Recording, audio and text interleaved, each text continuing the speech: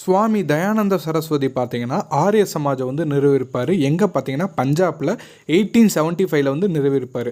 இதுக்கு முன்னாடி நம்ம பார்த்த இந்த மூணுமே பார்த்தீங்கன்னா ரிஃபார்மிஸ்ட் மூமெண்ட்னா என்ன, ரைவலிஸ்ட் மூமெண்ட்னா என்ன நான் ஏற்கனவே சொல்லிட்டேன். இந்த ஆரிய சமாஜ் பார்த்தீங்கன்னா ரைவலிஸ்ட் மூமெண்ட். ஓகேங்களா. அடுத்து வந்து விவேகானந்தா வந்து ராமகிருஷ்ணா மிஷன் வந்து ஒன்று ஸ்டார்ட் பண்ணியிருப்பார். முதல் நம்ம ராமகிருஷ்ணானா யாரும் பார்க்கணும். அவர் வந்து பார்த்தீங்கன்னா இவரும் ஒரு ரிவைவலிஸ்ட் தான். ஸோ இவருக்கு கீழே சீடராக இருந்தவர் தான் விவேகானந்தா.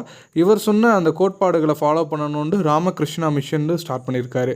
ஓகேங்களா. நெக்ஸ்ட்டு பார்த்தீங்கன்னா madam HP Blavatsky, colonel HS Olcott, இவங்க 2 பேர் ரொம்ப ரொம்ப முக்கியமானவங்க.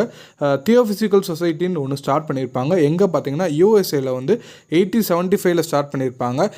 அதுக்கடுத்து வந்து இந்தியாவில் வந்து அடையாரில், சென்னையில் வந்து 1886 வந்து இதை வந்து நிறுவி ஆரம்பிக்கிறாங்க. ஓகேங்களா. அதில் வந்தவங்க பேர் தான் அன்னி